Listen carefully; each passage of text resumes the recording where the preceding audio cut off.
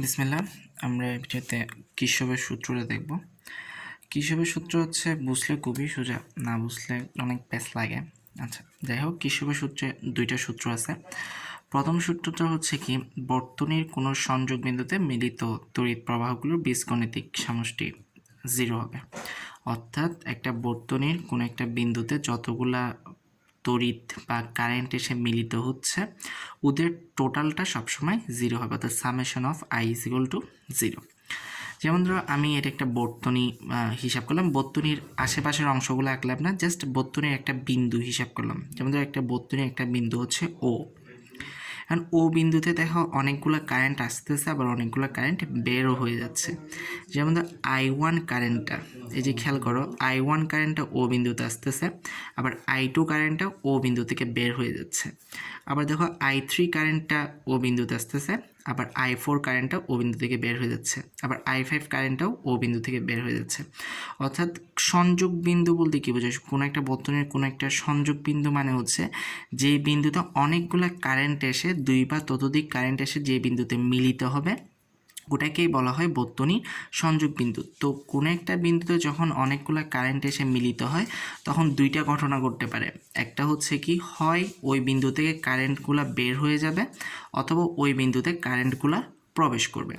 তো এখন তোমার কাজ হচ্ছে, তুমি যেসব কারেন্ট মানে যেসব প্রবাহ, ইংলিশে কারেন্ট বলতেছি, যেসব প্রবাহ তোমার ওই সংযোগ বিন্দুতে প্রবেশ করবে তাদেরকে তুমি যদি পজিটিভ ধরো, তাহলে যেসব প্রবাহ সংযোগ বিন্দু থেকে বের হয়ে যাবে তাদেরকে তুমি তোমার নেগেটিভ ধরতে হবে। এবং কথা হচ্ছে, যেসব কারেন্ট তোমার সংযোগ বিন্দুতে প্রবেশ করবে তাদেরকে পজিটিভ ধরতেই হবে কিনা, না এমন কোনো কথা নাই। তুমি যেসব কারেন্ট সংযোগ ওই বিন্দুতে প্রবেশ করতেছে, ওই বিন্দুতে ঢুকতেছে, তাদেরকে তুমি যদি নেগেটিভ ধরো, তাহলে যেসব কারেন্ট ওখান থেকে বের হয়ে যাচ্ছে তাদেরকে তোমার পজিটিভ ধরতে হবে। অর্থাৎ এটাকে পজিটিভ ধরলে এটা নেগেটিভ, এটাকে পজিটিভ ধরলে এটা নেগেটিভ হবে। অর্থাৎ যেগুলো ওখানে ওই বিন্দুতে ঢুকতেছে সেগুলোকে যদি পজিটিভ ধরো, যেগুলো বের হয়ে যাচ্ছে ওগুলোকে নেগেটিভ ধরবা, আর যেগুলো বের হয়ে যাচ্ছে ওগুলোকে যদি তুমি পজিটিভ ধরো, তাহলে যেগুলো ঢুকতেছে ওগুলোকে নেগেটিভ ধরবা। তো আমরা সাধারণত তোমার কোনো একটা সংযোগ বিন্দুতে যেসব কারেন্টগুলো প্রবেশ করে তাদেরকে কি ধরে নিই? পজিটিভ ধরে নিই, আর যেগুলো বের হচ্ছে ওগুলোকে নেগেটিভ ধরে নিই। তাহলে এখানে খেয়াল করো, তাহলে এই সংযোগ বিন্দুতে মানে ও সংযোগ বিন্দুতে কোন কোন কারেন্টগুলো তোমার প্রবেশ করতেছে? দেখো, ও সংযোগ বিন্দুতে I1 এবং I3 কারেন্ট কিন্তু তোমার প্রবেশ করতেছে, যার কারণে আমরা বলতেছি কি, আমার I1 এবং I3 হচ্ছে পজিটিভ। আর এই সংযোগ বিন্দু থেকে কোন কোন কারেন্টগুলো বের হয়ে যাচ্ছে? আমার I2, I4 এবং I5 কারেন্ট বের হয়ে যাচ্ছে, যার কারণে আমরা বলতেছি কি, আমার I2, I4 এবং I5 হচ্ছে আমার নেগেটিভ। তো সূত্রটা আমি কি বললাম? সবগুলা কারেন্টের টোটাল হবে আমার 0, অর্থাৎ summation of I is equal two 0। তো আমি সবগুলো কারেন্টের সামেশন যদি করি, সবগুলো কারেন্টের যোগফল যদি করি, তাহলে দেখো I1 প্লাস I3 প্লাস এটা মাইনাস I2 প্লাস এটা minus I4 plus minus I5। তো তুলে নিলে I1 plus I3 minus I2 minus I4 minus I5 is equal two 0। মানে এভাবে এত কিছু চিন্তা না করে নর্মাল ভাষায় চিন্তা করবা, যেগুলো তোমার ঢুকতেছে মানে ওই বিন্দুতে যেসব কারেন্টগুলো প্রবেশ করতেছে সেগুলোর আগে একটা পজিটিভ সাইন বসাই দিবা, আর যে কারেন্টগুলো ওখান থেকে বের হয়ে যাচ্ছে সেগুলোর আগে নেগেটিভ সাইন বসাই দিবা, হলেই টোটাল হবে তোমার কত? 0। তখন নেগেটিভগুলোকে তুমি যদি ওই পাশে পাঠিয়ে দাও, তাহলে তুমি এটাকে এইভাবেও লিখতে পারো, I1 plus I3 is equal two I2 plus I4 plus I5। তো এটাকে আমরা দুইভাবে বলতে পারি। একটা হচ্ছে কোনো একটা বিন্দুতে যতগুলো কারেন্ট আসতেছে ওদের যোগফল আমার 0 হবে, অথবা আমরা এভাবেও বলতে পারি যে কোনো একটা বিন্দুতে যেসব কারেন্ট প্রবেশ করতেছে তাদের যোগফল ওই বিন্দু থেকে যেসব কারেন্ট বের হয়ে যাচ্ছে তাদের যোগফলের সমান। তো দুইভাবে কথাটা বলা যায়। একটা হচ্ছে কোনো একটা বিন্দুতে যতগুলো কারেন্ট আসতেছে সবগুলো যোগফল হচ্ছে 0। আমি যেগুলো ওই বিন্দুতে ঢুকবে মানে প্রবেশ করবে তাদেরকে পজিটিভ ধরবো, যেগুলো ওখান থেকে বের হবে তাদেরকে নেগেটিভ ধরবো। অথবা কথাটাকে ঘুরাই এভাবে বলা যায় যে ওই বিন্দুতে যেসব কারেন্টগুলো প্রবেশ করতেছে তাদের যোগফল ওই বিন্দু থেকে যেসব কারেন্ট বের হয়ে যাচ্ছে তাদের যোগফলের সমান। আচ্ছা, একটা সার্কিট দেখলে বিষয়টা একটু ক্লিয়ার হয়ে যাবে। যেমন এটা একটা আমি সার্কিট হিসাব করলাম। এই সার্কিটের মধ্যে আমার একটা কোষ হিসাব করলাম, যার তড়িৎচালক শক্তি হচ্ছে E। তো আমরা জানি কোষের পজিটিভ থেকে আমার কারেন্ট বের হয়, আমার যেটা বড় থাকে সেটা হচ্ছে আমার পজিটিভ। তাহলে আমি ধরলাম এই কোর্স থেকে আমার আই পরিমাণ কারেন্ট বের হয়েছে। ওকে, আই পরিমাণ কারেন্ট বের হয়ে আমার এই যে এ বিন্দুতে এসে সেটা দুই ভাগে ভাগ হয়ে যাবে, যেটা আমরা প্যারালাল সংযোগের ক্ষেত্রে দেখছিলাম। তো দুই ভাগে ভাগ হয়ে যেটা R1 এর মধ্য দিয়ে যাচ্ছে সেটাকে আমরা ধরলাম I1, এবং যেটা আমার R2 এর মধ্য দিয়ে যাচ্ছে সেটাকে আমরা ধরলাম I2। তাহলে খেয়াল করো, এখান থেকে আই পরিমাণ কারেন্ট বের হলো যাচ্ছে যাচ্ছে যাচ্ছে, এখানে এসে সে দুই ভাগে বিভক্ত হয়ে গেল, একটা হয়ে গেল I1, একটা হয়ে গেল I2। সে I1 I2 আবার যাচ্ছে যাচ্ছে যাচ্ছে যাচ্ছে, এই যে বি বিন্দুতে এসে দেখো I1 এই দিক থেকে আসছে, I2 এই দিক থেকে আসছে, এদিকে এসে কি বি বিন্দুতে আবার I1 I2 কি হয়ে গেল, মিলিত হয়ে গেল। তো I1 I2 মিলিত হয়ে গেলে মানে আই তো দুই ভাগে বিভক্ত হয়ে I1 এবং I2 হয়েছে, তাহলে I1 আর I2 মিলিত হয়ে আবার কি হয়ে যাবে, আই হয়ে যাবে না? তো I1 I2 মিলিত হয়ে আবার আই হয়ে তোমার এদিকে ফিরে আসলো। মানে ব্যাপারটা ঘটলো কি, যে তোমার এখান থেকে আই বের হয়েছে, আই বের হয়ে দুই ভাগে ভাগ হয়েছে I1 I2, এবং I1 I2 এখানে এসে এই যে বি বিন্দুতে এসে ওরা এভাবে আসলো, এসে বি বিন্দুতে এসে I1 এবং I2 মিলিত হয়ে আই হয়ে মানে I1 I2 মিলিত হয়ে আবার আই হয়ে গেছে, আই হয়ে আবার এখানে ফিরে আসলো। তো এখানে তোমার দেখো দুইটা সংযোগ বিন্দু মানে কি, যেখানে আমার কারেন্টরা এসে মিলিত হয়। তো এখানে আমার দুইটা সংযোগ বিন্দু, একটা হচ্ছে এ বিন্দু, একটা হচ্ছে বি বিন্দু। তো আমি যদি এ সংযোগ বিন্দুতে আমি যদি কির্শফের সূত্রটা এখন যদি ইউজ করি, তাহলে খেয়াল করো এ সংযোগ বিন্দুতে আমার কোন কারেন্টটা প্রবেশ করতেছে, আই কারেন্টটা মানে এ সংযোগ বিন্দুতে প্রবেশ করতেছে। এ সংযোগ বিন্দু বলতে আমার এই যে এই বিন্দুটা, এই বিন্দুতে আমার আই কারেন্টটা প্রবেশ করতেছে, আর এই বিন্দু থেকে আমার বের হয়ে যাচ্ছে কোন কোন কারেন্ট, I1 এবং I2। তাহলে আইকে যদি আমি পজিটিভ ধরি, তাহলে I1 I2কে আমি কী ধরবো, নেগেটিভ ধরবো। অর্থাৎ আমি লিখতে পারি I-I1 - I2 = 0, অথবা আমি লিখতে পারি I = I1 + I2। তো এটা তোমার কির্শফের সূত্র প্রয়োগ না করে তুমি এমনিতে খালি চোখকে দেখলেও তুমি জিনিসটা বুঝতে পারতেছো যে কি আই এখানে এসে দুই ভাগে বিভক্ত হয়ে গেছে I1 I2, তাহলে অবশ্যই কি I1 I2কে যোগ করলে আমি অবশ্যই কি পাবো, আইকে পাবো। ঠিক অনুরূপভাবে তুমি যদি এখন বি বিন্দুতে তুমি যদি কির্শফের সূত্রটা ইউজ করো, তাহলে দেখো বি বিন্দুতে তোমার কোন কারেন্টটা প্রবেশ করতেছে, এদিক থেকে I1 এসে প্রবেশ করতেছে, আর এদিক থেকে I2 এসে প্রবেশ করতেছে কোন বিন্দুতে, বি বিন্দুতে। তো আমি বি সংযোগ বিন্দুতে আমি যদি যেটা প্রবেশ করতেছে তাকে যদি পজিটিভ দিই, তাহলে আমি বলতে পারি কি I1 I2 আমার পজিটিভ, আর বি বিন্দু থেকে আমার কে বের হয়ে যাচ্ছে, আই পরিমাণ কারেন্ট আমার বি বিন্দু থেকে বের হয়ে যাচ্ছে। তো I1 + I2 - I = আমি 0, বা আমি বলতে পারি কি I1 + I2 = I। তো দুইটা সংযোগ বিন্দুতে আমার দেখা যাচ্ছে কি আই হচ্ছে কি আমার I1 এবং I2 এর যোগফলের সমান, যেটা আমরা কির্শফের সূত্র দিয়েও বুঝতে পারি, আবার আমরা খালি চোখেও দেখলে বুঝতে পারি। এখানে কি আই এসে তোমার দুই ভাগে বিভক্ত হয়ে গেল I1 এবং I2তে, তো যে দুইটাতে বিভক্ত হলো সেই দুইজন আবার বি বিন্দুতে এসে মিলিত হলো। তো যে দুইজনে বিভক্ত হলো সেই দুইজন যদি এখানে এসে মিলিত হয়, তাহলে ওরা আবার কি হবে, তোমার আই হবে। বিষয়টা অনেকটা এরকম, যেমন 5 ধরো ভেঙে, ধরো সাপোজ 5 ভেঙে 2 আর 3 হলো, ঠিক আছে? তো ওই 2 আর 3 যখন আবার মিলিত হবে তখন তো তারা 5ই হবে, তাই না? তো এখানেও বিষয়টা অমন করছে, এখানে আই ভেঙে গিয়ে তোমার কি I1 এবং I2 হয়েছে, যখন I1 এবং I2 যখন আবার মিলিত হয়েছে বি বিন্দুতে এসে, তখন তোরা আবার কি আই হয়ে তোমার এখানে ফিরে আসছে। আরেকটা সার্কিট খেয়াল করি, সেটা একটু এই সার্কিট আমি কোনো কোষ টোষ দিই না, এমনি নর্মালি আমি তড়িৎ প্রবাহ দিছি। তো এটাও তুমি খালি চোখে দেখলেই বুঝবা যে দেখো এ সংযোগ বিন্দুতে এই পাশ থেকে I1 আসছে, এই পাশ থেকে I2 আসছে, এদিক থেকে I1 আর এদিক থেকে I2 এসে ওরা কী হয়ে গেল, I3 হয়ে গেল। মানে I1 + I2 = তোমার কি I3। তুমি এটা নর্মাল খালি চোখে দেখলেও বুঝবা যে এ পাশ থেকে আসছে I1, এ পাশ থেকে আসছে I2। তো I1 আর I2 এখানে এ বিন্দুতে মিলিত হয়ে কি হয়ে গেল, I3 হয়ে গেল। অথবা তুমি এটারে কির্শফের সূত্র যদি এখন ইউজ করো তাও হবে। তুমি এ সংযোগ বিন্দুতে তুমি যদি এখন কির্শফের সূত্র ইউজ করো, এ সংযোগ বিন্দুতে তোমার কারেন্ট প্রবেশ করতেছে কে, দেখো এদিক থেকে প্রবেশ করতেছে I1, এদিক থেকে প্রবেশ করতেছে I2। তো I1 I2কে আমি যদি পজিটিভ রাখি, এ থেকে বের হয়ে যাচ্ছে কে, দেখো এ বিন্দু থেকে কে বের হয়ে যাচ্ছে, I3 বের হয়ে যাচ্ছে, তাই I3 নেগেটিভ। তাই I3কে ওই পাশে পাঠিয়ে দিলে I1 + I2 = I3। ঠিক অনুরূপভাবে তোমার অন্য আরেকটা বিন্দু, এই যে বি বিন্দুতে তুমি এখন যদি বি বিন্দুতে হিসাব করো তাহলেও হয়। বি বিন্দুতেও তুমি দেখতেছো ওই সেম জিনিসটাই, এখানে যেমন এ বিন্দুতে আই এসে দুই ভাগে ভাগ হয়ে গেছে, এখানেও দেখো বি বিন্দুতে I3 এসে আবার কি দুই ভাগে ভাগ হয়ে গেছে, অর্থাৎ I3 = I1 + I2। তো এটাকে তুমি কির্শফের সূত্র দিয়েও দেখতে পারো, বি বিন্দুতে কে প্রবেশ করতেছে, I3 প্রবেশ করতেছে, সুতরাং I3 হচ্ছে আমার পজিটিভ। বি বিন্দু থেকে কে বের হয়ে যাচ্ছে, I1 এবং I2 বের হয়ে যাচ্ছে, তাই বি বিন্দুতে I1 I2 আমার নেগেটিভ, অর্থাৎ I3 minus I1 minus I2 is equal two 0, অর্থাৎ I3 is equal two I1 plus I2। তো কিসবের প্রথম সূত্রটা ইজি একদম, সেটা জাস্ট কিছুই না, তোমার কোনো একটা বিন্দুতে যেসব প্রবেশ করতেছে তাদেরকে যদি তুমি পজিটিভ ধরো, যেসব বের হয়ে যাচ্ছে তাদেরকে তুমি নেগেটিভ ধরবা, এটাই। আচ্ছা, এখন আসি আমরা কিসবের দ্বিতীয় সূত্রতে। আচ্ছা, দ্বিতীয় সূত্রটা একটু দেখি কি বলা আছে। কোনো আবদ্ধ তড়িৎ বর্তনীর বিভিন্ন, আচ্ছা এটা বলার আগে একটা জিনিস বলি, আবদ্ধ তড়িৎ বর্তনী মানে কি? আবদ্ধ তড়িৎ বর্তনী মানে হচ্ছে ওই তড়িৎ বর্তনীটা আবদ্ধ থাকবে, ওখানে কোনো ছিঁড়া থাকবে না, মানে ওইটা একটা আবদ্ধ ঘরের মতো থাকবে, ওখানে কোনো ফাঁক ফোকর থাকবে না, সেটাই হচ্ছে আমার কি একটা আবদ্ধ তড়িৎ বর্তনী। আচ্ছা, কোনো আবদ্ধ তড়িৎ বর্তনীর বিভিন্ন অংশগুলোর রোধ এবং রোধের মধ্য দিয়ে তড়িৎ প্রবাহের গুণফলের বিস্মৃতির সমষ্টি ওই বর্তনীর অন্তর্ভুক্ত মোট তড়িৎ চালক শক্তির সমান। Summation of I R is equal to summation of E. এটা এখন কিছুই বুঝবে না, আমরা একটা সার্কিট দেখলে আমরা ক্লিয়ার হবে। যেমন ধরো আমরা আগের ভিডিওতে হয়তো হুইটস্টোন ব্রিজ দেখছিলাম, হুইটস্টোন ব্রিজের মতো একটা আমরা সার্কিট চিন্তা করে দেখি। সার্কিট মানে হচ্ছে বর্তনী, মানে বর্তনী হচ্ছে বাংলা, ইংলিশ হচ্ছে সার্কিট।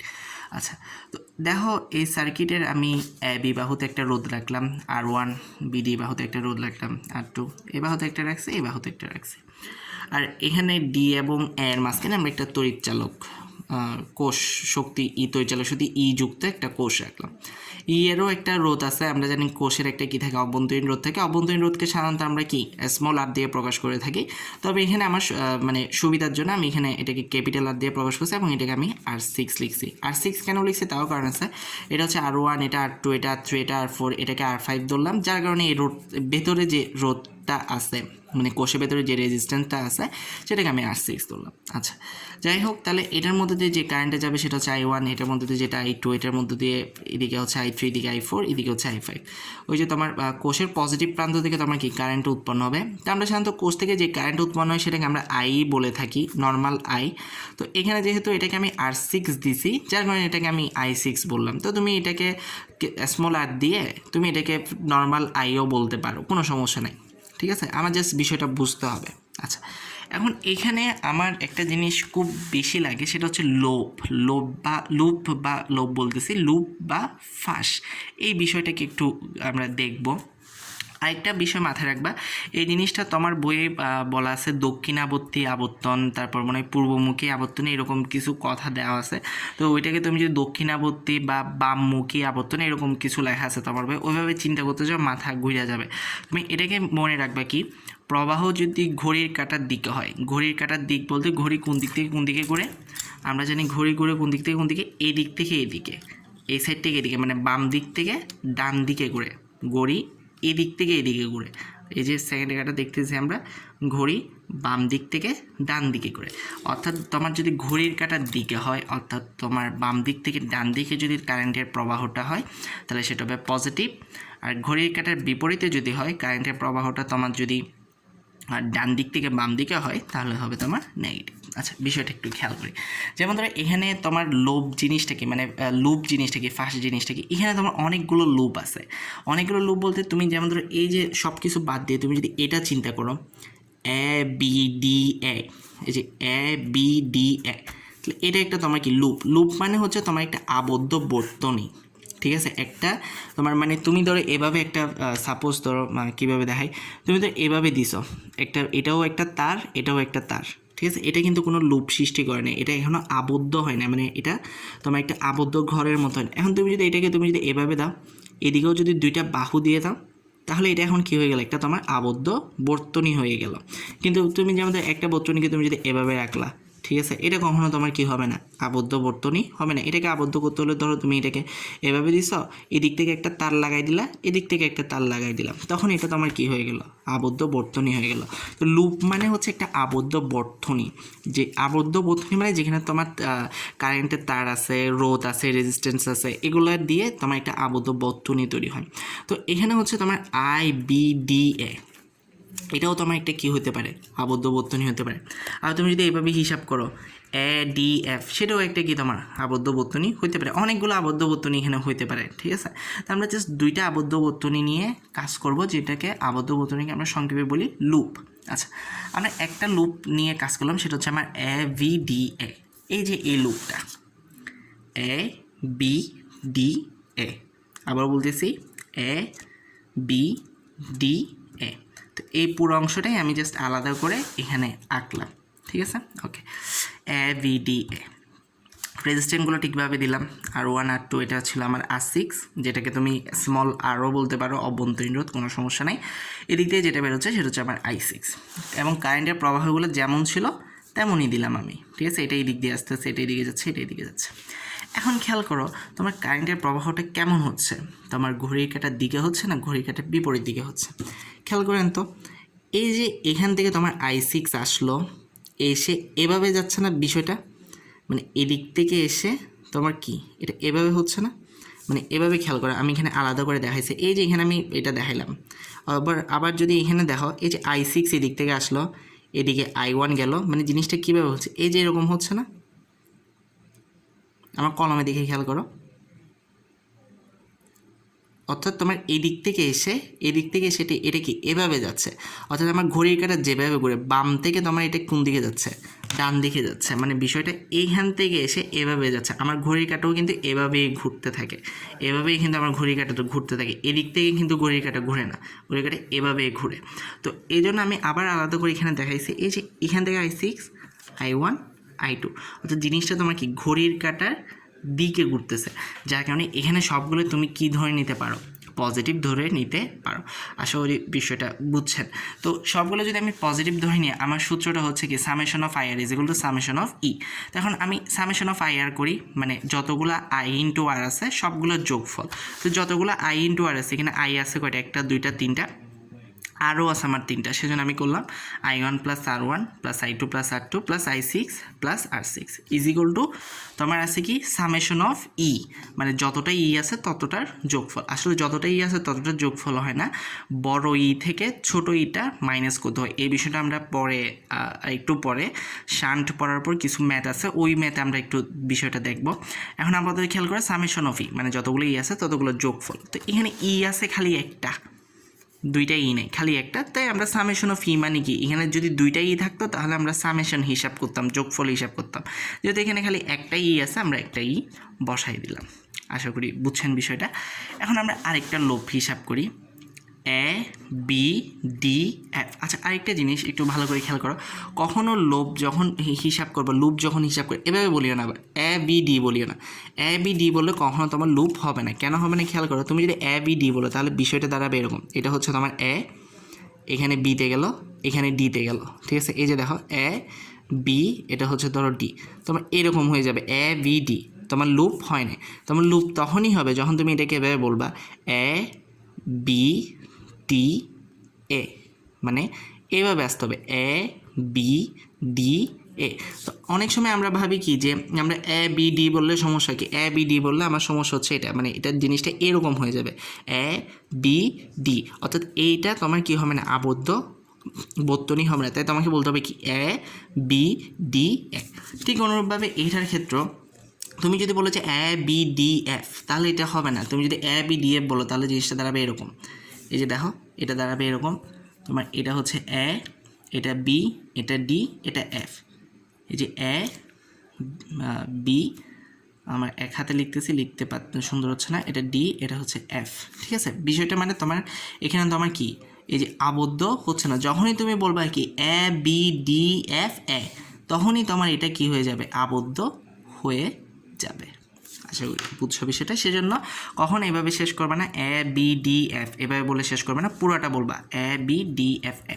তো এই যে এই বর্তনীটা আমরা এখন হিসাব করি এ বি ডি এফ এ, এখানে খেয়াল করো আমি কিন্তু এখানে যখন এ বি ডি এফ এ বলতেছি, আমি কিন্তু এই যে মাঝখানের অংশটা কিন্তু কাউন্ট হচ্ছে না আমার, কারণ আমি বলতেছি কি A B D F A, A B D F A. আমার মাঝখানের অংশটা কাউন্ট করার জন্য আমার বলতে হতো কি এ বি ডি এ, তখন আমার এই যে মাঝখানের অংশটা কাউন্ট হতো, কিন্তু আমি বলতেছি কি এ বি ডি এফ এ, ঠিক আছে? যার কারণে আমার এই যে মাঝখানে যে তৈচালক কোষটা আছে সেটা আমার পড়তেছে না, মানে ওইটার মধ্যে আসতেছে না। মানে এই যে এ বি ডি এফ এ, এটা হচ্ছে একটা লুপ, এই লুপের মধ্যে আমার মধ্যবর্তী অংশটা পড়তেছে না। এই মধ্যবর্তী কোষটাকে যদি আমার নিতে হয় তাহলে আমাকে বলতে হবে কি এ বি ডি এ, আমরা যেটা এখানে বলছিলাম। অথবা অন্যভাবেও বলা যায়, এই পাশেরটা নিয়েও বলা যায় A F D A, A F D তখনও তোমার কি কোষটা পড়বে। কিন্তু তুমি যদি এটাকে এভাবে বলো তো কখনও তোমার মাঝখানে কোষটা আসবে।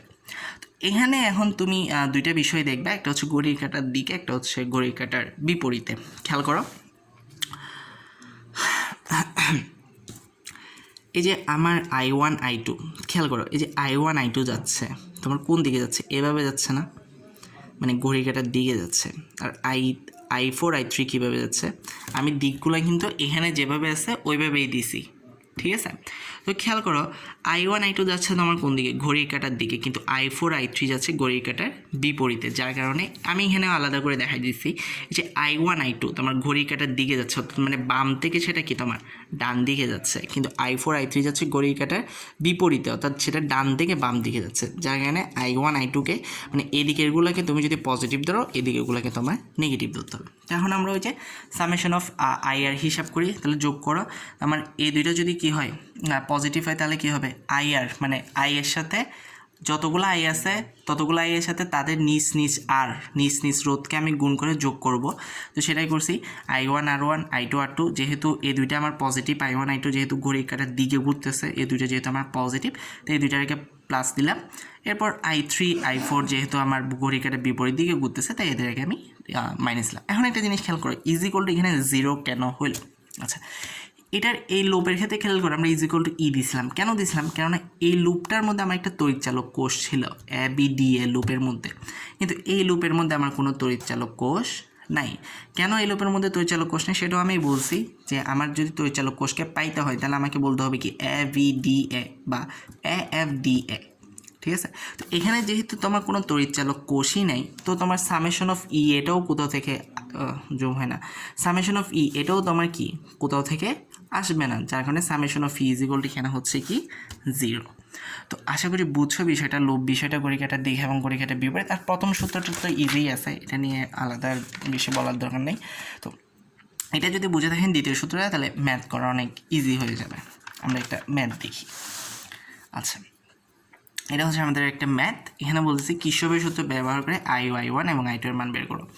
তুমি বলতে পারো যে এখানে স্যার কির্শফের সূত্র ব্যবহার করার কী দরকার, আমরা তো যেমন ধরো এই যে I1 I2 আমরা I এর মানটা ওই যে E/R+R করে এই দুইটা আর প্যারালালি আছে হিসাব করে আমরা বের করে ফেলতে পারি I এর মানটা। আবার এখানে তোমার I1 I2কে আমরা কারেন্ট ডিভাইডের রুল দিয়েও কি সেটা হিসাব করে বের করে ফেলতে পারি। তো কেন দরকার, তো তোমাকে যদি প্রশ্নে আলাদা করে বলে যে কির্শফের সূত্র ব্যবহার করে করতে হবে, তো তোমাকে কির্শফের সূত্র ব্যবহার করেই করতে হবে। আর যদি তোমাকে আলাদা করে না বলে যে তোমার I1 I2 করে বের করো, তখন তোমার যেটা খুশি সেটা তুমি চাইলে কির্শফের সূত্র ব্যবহার করে করতে পারো। ওই যে আমি একটু আগে যেটা বললাম I = E/R+R, তারপর এখানে কারেন্ট ডিভাইডেড রুল যেটা বলছিলাম সেটা দিয়েও করতে পারো। তো যখন আলাদা করে বলবে না কির্শফের সূত্র ব্যবহার করো, এটা যখন বলবে না তখন ওইটা দিয়ে করিও, কারেন্ট ডিভাইডেড রুল বা I = E/R+R দিয়ে করিও, সোজাটা যেটা সেটা দিয়ে করিও। আচ্ছা, আর আমরা কির্শফের সূত্র ব্যবহার করে এটা একটু হিসাব করব। আচ্ছা, এখন তুমি যদি বিন্দুতে কির্শফের প্রথম সূত্রটা অ্যাপ্লাই করো, যেটা আমার হয়তো আর আলাদা করে বলার দরকার নেই। বিন্দুতে তোমার I কারেন্টটা ঢুকতেছে, I1 I2 বের হচ্ছে, সুতরাং আমরা বলতে পারি I - I1 - I2 = 0, অর্থাৎ I = I1 + I2। এটা আমার আলাদা করে আর বলার দরকার নেই, এটা তুমি নিজে দেখতেছো যে বিন্দুতে এসে আইটা কি দুই ভাগে ভাগ হয়ে গেছে, অর্থাৎ I = I1 + I2। আচ্ছা, এখন আমার একটা লুপ নিয়ে কাজ করতে হবে, মানে আমার ওই যে তৃতীয় সূত্রের জন্য। আচ্ছা, এখানে আমি একটা লুপ নিয়ে কাজ করতেছি, দেখো ওই লুপটার নাম কি EAR1 VE, EAR1 VE। এই চিত্র থেকে হয়তো বুঝবে না, যার কারণে আমি এখানে আলাদা করে চিত্রটা আঁকছি, খেয়াল করো। আচ্ছা, এটাই হচ্ছে আমাদের ওই লুপটাই EAR1 VE লুপটা। এই যে এটা আবার দেখো এখানে খেয়াল করো EAR1 VE, তাহলে এখানে খেয়াল করো, তাহলে আমি যখন EAR1 VE বলতেছি তখন আমার এই যে নিচের অংশটা সে কি বাদ পড়ে যাচ্ছে, মানে এই অংশটা বাদ যাচ্ছে আমার, এই যে এই অংশটা বাদ দিয়ে কিন্তু আমার হচ্ছে কি EAR1 VE। আশা করি বুঝছো। তখন তুমি বলতে পারো যে কেন আমি এই অংশটা বাদ দিয়ে করলাম, তুমি চাইলে উপরের অংশটা বাদ দিয়েও তুমি হিসাব করতে পারো, মানে উপরের অংশটা থেকে তুমি যদি বাদ দাও তখন তোমার এটা হবে EAR2 VE, মানে এই যে এটা হবে উপরের অংশটা, মানে এই যে উপরের এই অংশটাকে তুমি যদি বাদ দাও তাহলে এটা হবে এ তোমার R2 ভি ই লুপ, ঠিক আছে, ই এ R2 ভি ই, মানে উপরের অংশটাকে যদি বাদ দাও তাও আমার হবে, কোনো সমস্যা নেই। আমি নিচের অংশটা বাদ দিয়ে হিসাব করছি, তো নিচের অংশ বাদ দিলে এখানে একটা লুপ হচ্ছে, কিন্তু খেয়াল করো আমি এই যে এখানে আমার এ বিন্দু থেকে আরেকটা, ওই যে এ বিন্দু থেকে একটা এভাবে হিসাব করলাম না, এভাবে দিয়ে একটা এখানে এই যে নিচের যে অংশটা ছিল, যে দিক দিয়ে তোমার I2 কারেন্ট এসে R2 এর মধ্য দিয়ে গেছিলো, ওই অংশটা বাদ দিয়ে আমি একটা লুপ হিসাব করলাম ই এ R1 ভি ই। তো আবার বলতেছি, তুমি চাইলে উপরের অংশটা বাদ দিয়েও তুমি বিষয়টা হিসাব করতে পারো নিচের অংশটাকে নিয়ে, কোনো সমস্যা নেই। তো এখন এই অংশের মধ্যে তুমি এখন কিসবের দ্বিতীয় সূত্রটা ইউজ করো, তাহলে খেয়াল করো তোমার এই যে ই পরিমাণ তড়িৎচালক শক্তির মধ্যে একটা কি আছে, তোমার রোধ আছে, যেটা হচ্ছে স্মলার, এদিক থেকে আই যাচ্ছে, এদিক দিয়ে I1 যাচ্ছে, তাহলে পুরোটাই দেখো ঘড়ির কাঁটার দিকেই ঘুরতেছে, কিন্তু এভাবে এই যে আই গিয়ে I1, অর্থাৎ সবগুলোই তোমার এখানে কী হবে, পজিটিভ হবে, যার কারণে আমি সবগুলো পজিটিভ লিখলাম। IR plus I1 R1 is equal two, তোমার এখানে একটা তড়িৎচালক কোষ আছে যেটার নাম হচ্ছে ই, সেটা আমি এখানে লিখলাম। এখন সবগুলো মান বসাই দিই, আর এর মান আমার জানা আছে 2, R1 এর মান এখানে বসাই আমি একটা ক্যালকুলেশন করে একটা মান পেলাম, সেটা হচ্ছে 7I1 plus 2I2 is equal two 2, যেটাকে আমি 2 নম্বর সমীকরণ দিয়ে রেখে দিলাম। আচ্ছা, এখন আমরা আরেকটা লুপ হিসাব করি। এই লুপটা হচ্ছে তোমার এই যে এই লুপটা এ R1 ভি R2, মানে এই যে এখানে মাঝখানে যে অংশটা, এই যে এই অংশটা, মানে এই যে এই অংশটা, ঠিক আছে, এই অংশটা মানে এ R1 ভি R2 এ, ঠিক আছে। এই যে এই অংশটাতে তুমি যদি হিসাব করো, তাহলে তুমি খেয়াল করো, তুমি I1 যদি তুমি ঘড়ির কাঁটার দিকে হয়, I2 হবে ঘড়ির কাঁটার বিপরীতে। কীভাবে, একটু এখানে খেয়াল করো, তোমার এই যে এ পয়েন্টে এসে তোমার এদিক দিয়ে যাচ্ছিল কি I1, আর এদিকে যাচ্ছিল I2, মানে এ পয়েন্টে এসে এদিক দিয়ে যাচ্ছিল কি I1, এদিকে যাচ্ছিল I2। তো খেয়াল করো তোমার I1 যাচ্ছে কীভাবে, এভাবে যাচ্ছে, আর I2 যাচ্ছে কীভাবে, এভাবে, অর্থাৎ I1 যাচ্ছে তোমার কি ঘড়ির কাঁটার দিকে, I2 যাচ্ছে ঘড়ির কাঁটার বিপরীতে, অর্থাৎ তোমার I1কে তুমি যদি পজিটিভ ধরো, I2 হবে তোমার নেগেটিভ। তো I1 R1 minus I2 R2 is equal two 0। কেন 0? ওই যে এখানে দেখছিলাম না যে আমার কোনো যদি তোমার কি না থাকে, কোষ না থাকে, তাহলে আমি ই এর জায়গায় তো কিছু বসাইতে পারতেছি না, সামেশন অফ ই এর জায়গায়, তখন আমি সামেশন অফ ই এর জায়গায় কী বসাই দেবো, 0 বসাই দেবো। ঠিক তেমনি তুমি এই লুপটাতে খেয়াল করো, এ R1 বি R2 এ, এই লুপটাতে খেয়াল করো, এই লুপটাতে তোমার কোনো কোষ আছে, এ R1 বি R2 এ, এই যে এই লুপটাতে, এই লুপটার মধ্যে কি তোমার কোনো কোষ আছে, নাই, যার কারণে এটা ইজ ইকুয়াল আমি 0 বসালাম।